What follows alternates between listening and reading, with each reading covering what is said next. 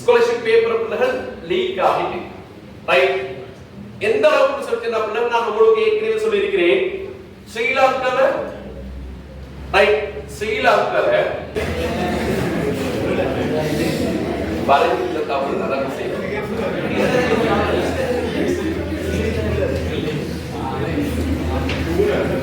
right சரியா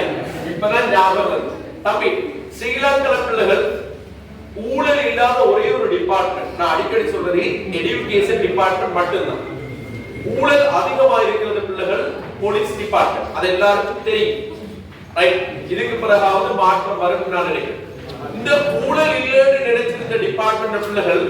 scholarship paper 8 வருஷமா சும்மா இல்ல நேத்து முதல்ல தான் முடிவெடுக்குது 8 வருஷமா எக்ஸாம் பேப்பர் லீக் பண்ண வேண்டியது பிள்ளைகள் அப்ப ஸ்காலர்ஷிப் பேப்பருக்கு என்ன நிலைமைண்டா ஏ லெவல் பேப்பருக்கு என்ன நடந்திருக்கு இப்ப விளங்குதா சொன்னது அப்ப ரைட் நாங்க எவ்வளவு கஷ்டப்பட்டாலும் இந்த மாதிரியான ஊழல்வாதிகள் இருக்கிறதால ரிசல்ட்டுக்கு எங்களுக்கு போய்க்கொள்ளல இந்த மாதிரி உள்ள பேப்பர் யார் கைக்கு இப்பயே கிடைச்சிருக்கோ தெரியல நாங்க கஷ்டப்பட்டு முன்னுக்கு போவோம் பிரயோசனமா இருக்கு